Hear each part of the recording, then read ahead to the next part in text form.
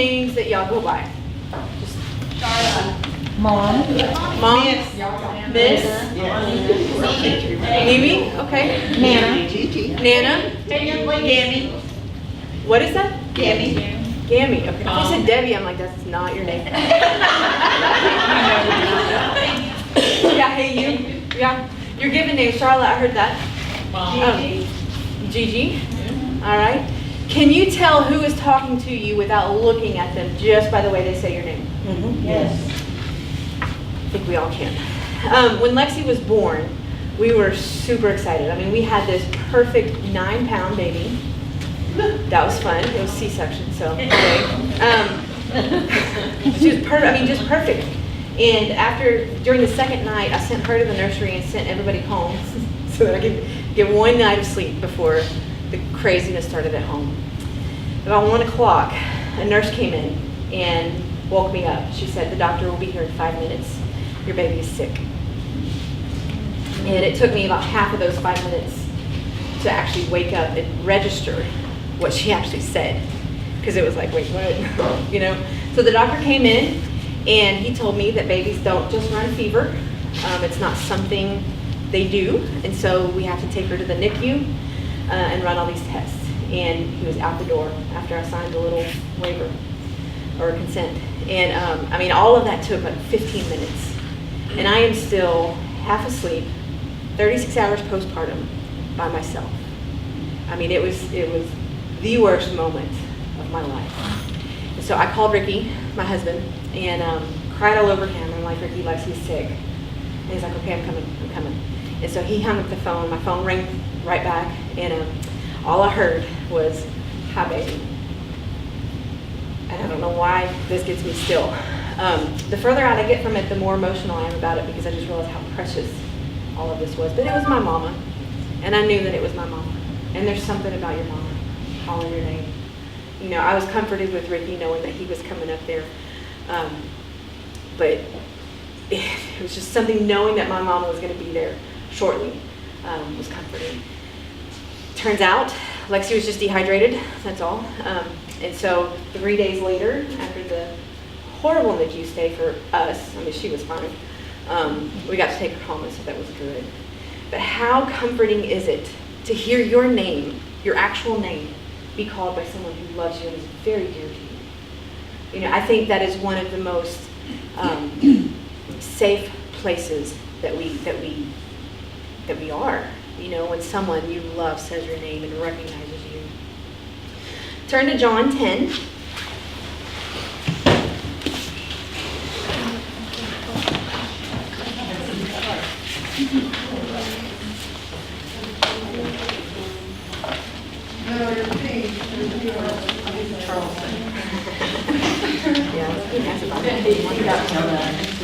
John 10, we're going to start in verse 1 and read 1 through 5. It says, truly, truly, I say to you, he who does not enter the sheepfold by the door, but climbs in by another way, that man is a thief and a robber. But he who enters by the door is the shepherd of the sheep. To him the gatekeeper opens. The sheep hear his voice, and he calls his own sheep by name and leads them out. When he has brought out all of his own, he goes before them, and the sheep follow him, for they know his voice. A stranger they will not follow, but they will flee from him, for they do not know the voice of strangers. You know, the people that Jesus were talking to, they had no clue what he was talking about. You know, they were confused. Why are you talking about sheep? And he knew it. And he eventually said, you know, I am the door of the sheep. But if you're a believer, if you have professed a faith in Jesus, he calls your name. We are a sheep.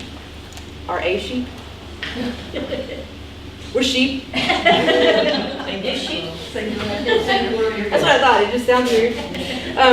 We're sheep.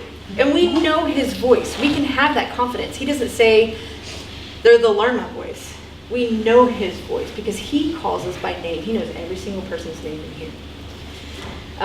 There's a woman in the Bible, and I'm sure y'all figure out who I'm talking about if you open your little program. It's titled Mary Magdalene. That was not my name.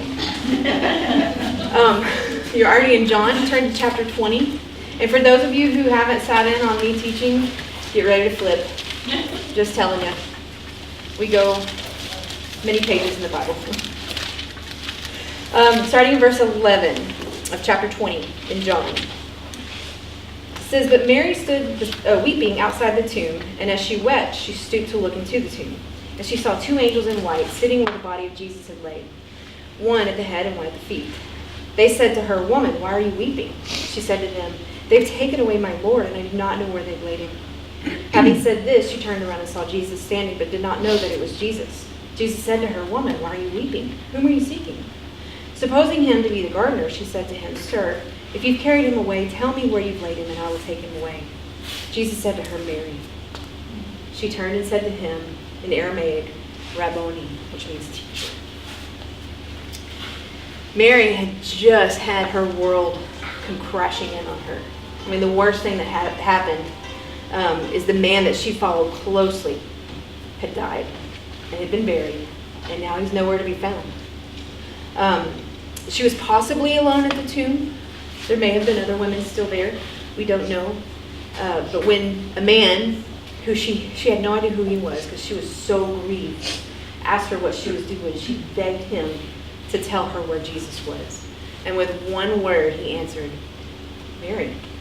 And in that moment, her eyes were open, and she was face to face with Jesus. She recognized him, and she just fell down weeping.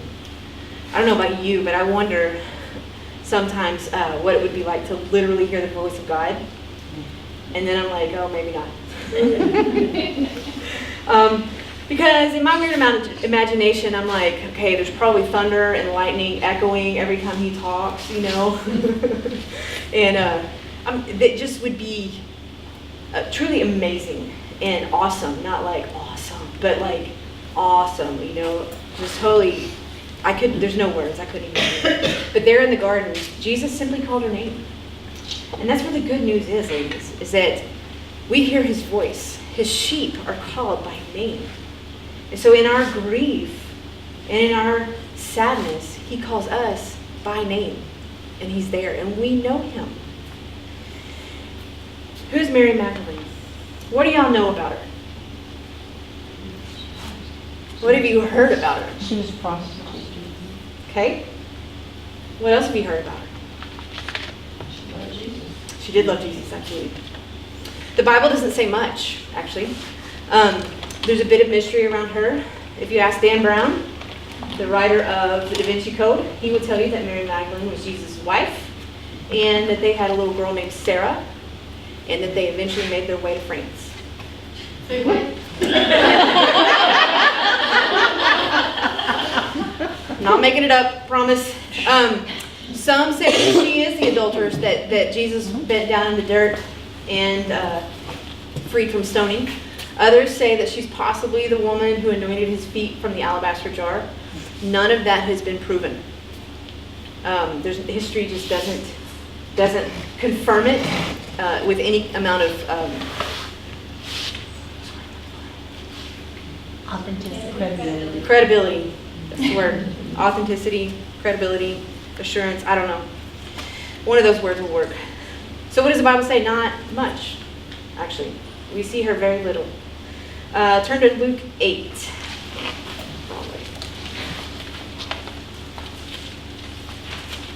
Starting in verse 1. This is our first glimpse of Mary Magdalene. It says, "Soon after, he went on through cities and villages," talking about Jesus, "proclaiming and bringing the good news of the kingdom of God. And the 12 were with him. And also some women who had been healed of evil spirits and infirmities. Mary, called Magdalene, from whom 7 demons had gone out, and Joanna, the wife of Chuza, Herod's household manager, and Susanna, and many others, who provided for them out of their means." One sentence. We get a one-sentence introduction to Mary Magdalene. And that's it. And we learn all of 2 things about her. Okay, so 3 if you count the fact that her name is Mary Magdalene. Because Magdalene is not a surname. It's not her last name. It's simply clarifying which Mary they were talking about, because Mary is a very popular name in that day. But Magdalene meant that she came from the city of Magdala. And so she was the Magdalene, the person from Magdala. So the first thing we know is that she was delivered from 7 demons. There's multiple stories of Jesus delivering people from demon possession. Each and every one seemed to have different symptoms of possession. Mark tells us that a demon-possessed man was in a graveyard and he was insane. He was yelling and everything else. And do you remember what happened there? Right, the demons went into the pit, which was the first case of devil ham. We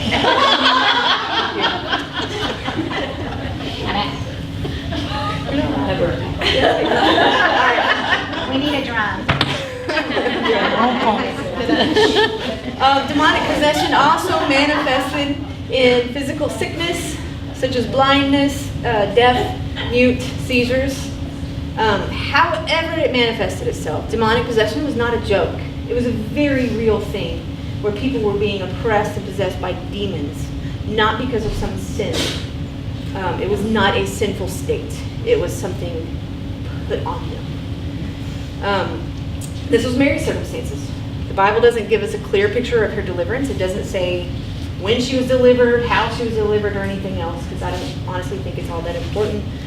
But if we look at every demonic deliverance in the Bible, which we won't do now because that's a whole different story, every single time Jesus came to them, or they were brought to him. They never asked to be delivered from demons. And if he just happened upon a group of people and there was a demon-possessed person, that demon cried out. Because demons cannot dwell in the presence of God. Ephesians 7, wrong. Ephesians 5, I'll get it. Verses 7 through 14 says, therefore do not become partners with them, meaning sinners. For at one time you were darkness, but now you are light in the Lord. Walk as children of the light. For the fruit of light is found in all that is good and right and true, and try to discern what is pleasing to the Lord. Take no part in the unfruitful works of darkness, but instead expose them, which is what Jesus did.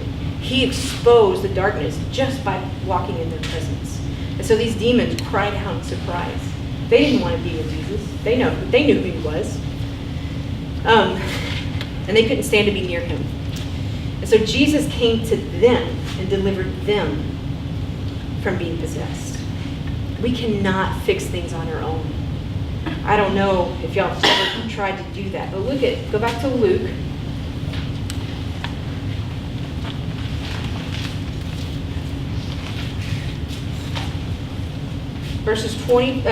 Chapter 11.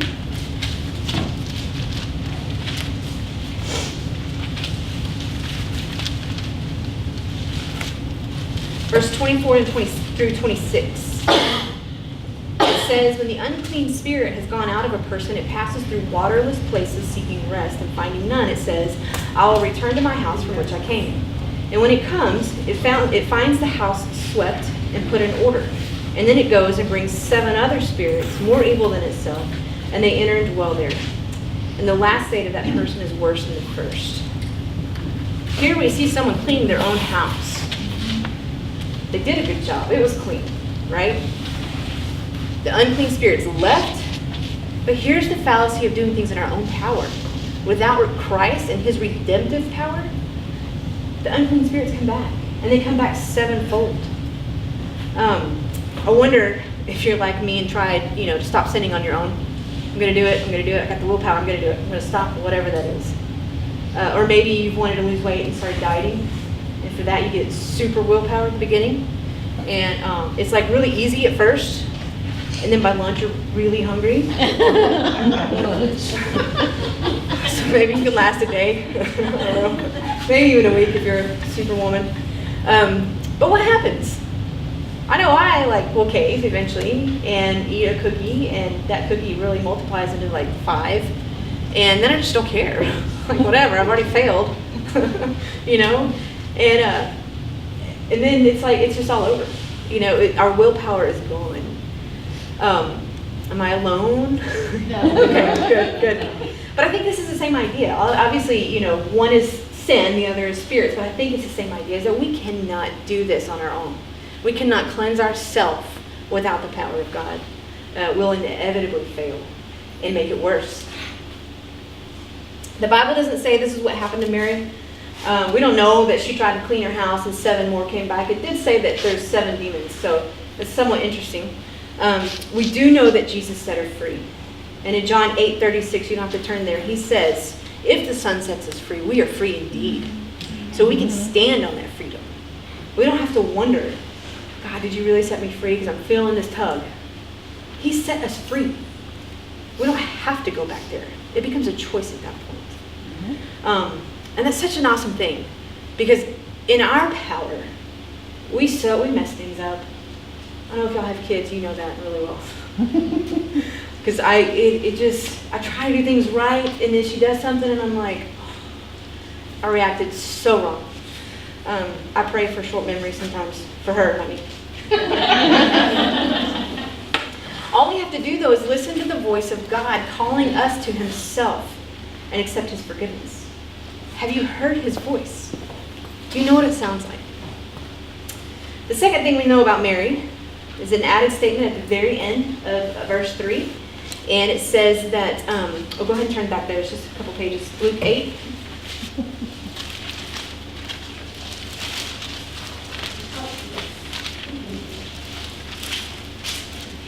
At the very end, after they list the women who were walking with Jesus, it says, who provided for them out of their means. So this tells us that a group of women were not only followers of God, but they took care of the practical needs of the disciples and of Jesus. From their own purse. I mean, they took the initiative to do that. And Mary so loved Jesus that she was willing to sacrifice her own finances and supplies to care for him. The woman who anointed Jesus' feet, like I said in the beginning, is sometimes thought to be Mary Magdalene because of the how close it is, how close those stories are together. Like I said, there's nothing to support that. But his response to that woman is exemplified in Mary Magdalene. In Luke 7, so just back one chapter, we see that Jesus went to dinner with the Pharisee. This is the story. It says the woman, who is named a sinner, came and anointed Jesus' feet with perfume. His disciples became indignant at this and complained that not only was she interrupting dinner, but she just wasted a bunch of money that could have been used for the poor. Jesus basically told them to back off. Starting in verse 41 of Luke 7, it says a certain moneylender, Jesus was telling a story, right? A certain moneylender had 2 debtors. One owed 500 denarii, the other 50. When they could not pay, he canceled the debt of both. Now, which of them loved him more? Simon answered, the one, I suppose, for whom he canceled the larger debt. And he said to them, you have judged rightly. Then turning to the woman, he said to Simon, do you see this woman? I entered your house. You gave me no water for my feet, but she has wet my feet with her tears and wiped them with her hair. You gave me no kiss, but from the time I came in, she has not ceased to kiss my feet. And you did not anoint my head with oil, but she has anointed my feet with ointment.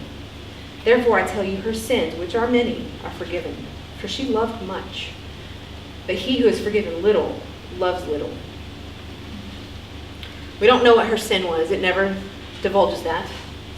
And we do know that Mary was delivered from demons.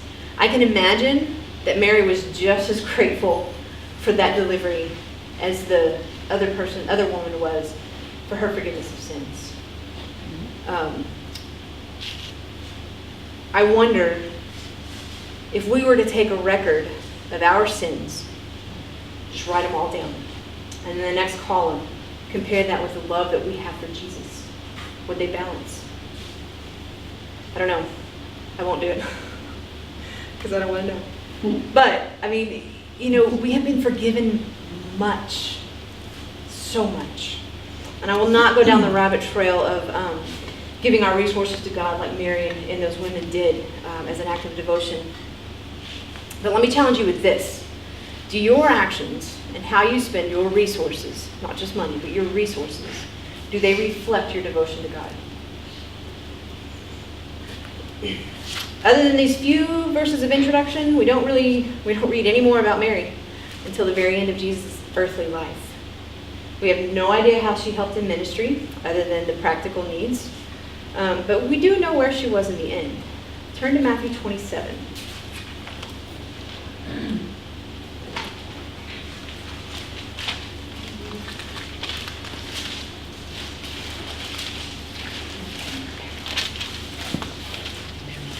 I'm going to begin in verse 55.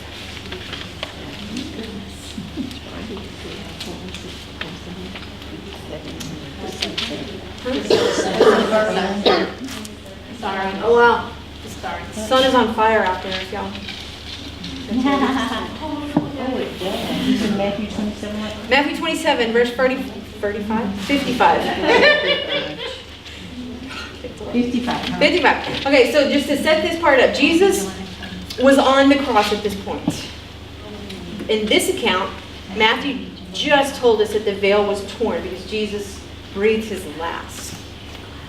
So verse 55 and 56, it says, there were also many women there looking on from a distance who had followed Jesus from Galilee, ministering to him, among whom were Mary Magdalene, and Mary the mother of James and Joseph, and the mother of the sons of Zebedee.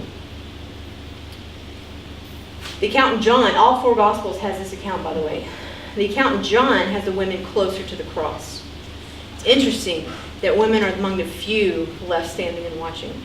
All the men had scattered or hung back, but Mary was there watching. After Jesus died, things began to move very quickly for her. He had to be off the cross before the Sabbath. So we're going to continue reading verse 57, the same chapter. It says, when it was evening, there came a rich man from Arimathea named Joseph, who was also a disciple of Jesus. He went to Pilate and asked for the body of Jesus. Then Pilate ordered it to be given to him. And Joseph took the body and wrapped it in a clean linen shroud and laid it in his own new tomb, which he had cut in the rock. And he rolled a great stone to the entrance of the tomb and went away. Mary Magdalene and the other Mary were there, sitting opposite the tomb. Anytime I've heard this story growing up, I don't know if they finished, didn't read 61. They just finished after Joseph buried him. But I did not realize that Mary followed Joseph to the tomb. And this is important because all four Gospels record this. Why would all four Gospels record this? Women in that day had no legal rights to be a witness at all. They could not be a witness to an event because they were not considered reliable. Their status was so low that they had no voice. Yet all four men who wrote the Gospels reported that these women followed. We see all throughout Jesus' ministry, and Paul, even as an extension of that, elevate the status of women. We have a voice. God gave them a voice. He gives us a voice. After the Sabbath was over, Mary and the other women returned to the tomb to properly prepare Jesus' body. Joseph just kind of took it off the cross, wrapped it, and placed it in the tomb. He didn't throw it in the tomb. He just placed it. And so even after his death, Mary was providing for him. Mark 16, the account, we're not going there, but the account in Mark 16 of this tells us that she went away to buy spices to anoint him. So she was still taking care of him. When they got to the tomb, they were shocked to see the stone had rolled away. Turn to John 20.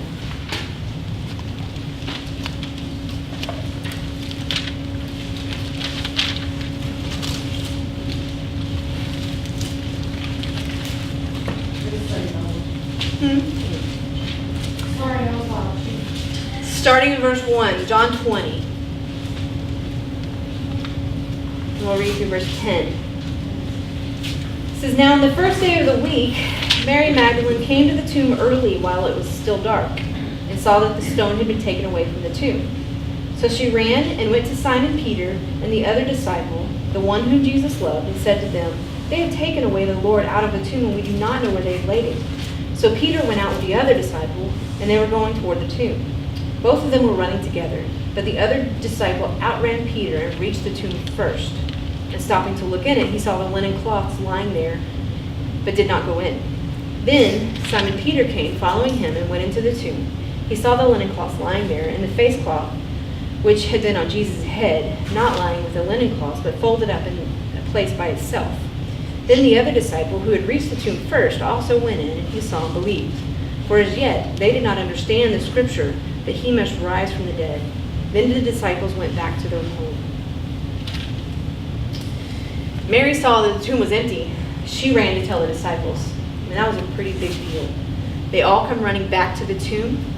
Once they saw that Mary indeed was speaking the truth, the witness of a woman, the boys left. They left her there. I don't know why, but she stayed behind.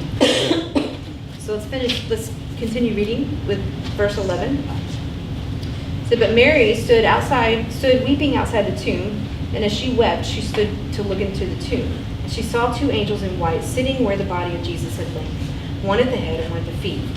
They said to her, Woman, why are you weeping? She said to them, They have taken away my Lord, and I do not know where they have laid him. Having said this, she turned around and saw Jesus standing, but did not know it was Jesus. Jesus said to her, Woman, why are you weeping? Whom are you seeking? Supposing him to be the gardener, she said to him, Sir, if you have carried him away, tell me where you've laid him, and I will take him away. Jesus said to her, Mary. She turned and said to him in Aramaic, Rabboni, which means teacher. Jesus said to her, Do not cling to me, for I have not yet ascended to the Father. But go to my brothers and say to them, I am ascending to my Father and your Father, to my God and your God. Mary Magdalene went and announced to the disciples, I have seen the Lord, and that he said these things to her. So here is Mary, heartbroken, alone, and crying. She stayed behind at the tomb. In her grief, it didn't even register to her that she was talking to two angels. They asked her why she was crying. She told them that Jesus was missing, and she wanted to know where he was. She was devoted to the very end. She was determined to take care of her Lord.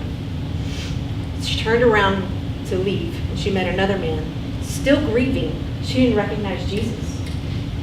He asked her why she was crying, and assuming this man knew something, she begged him to tell her where the body was. And then he spoke her name, Mary. That's all he said, was Mary. And in that moment, she knew that she was staring at the face of Jesus, of her Lord, that she was devoted to the very end. I know that if my grandfather were to appear to me now, he's gone on, and spoke my name, joy would probably not be the first emotion I experienced. But Mary didn't even question it. At least there's no indications that she did. I mean, she did fall at his feet, but I think it was in relief. She just accepted that this was Jesus and that he did rise from the dead. If she'd been around when Jesus was speaking about the sheep and the shepherd, I bet she understood his meaning now. He said, my sheep hear my voice, and he calls them by name, and they know him. Jesus then tells her to go to the disciples, tell them what they had seen, she had seen. This is the amazing part, especially for women who had no voice, right? The first commissioned evangelist was Mary Magdalene. She was the first one that got to utter, Jesus is risen. He gave her a voice.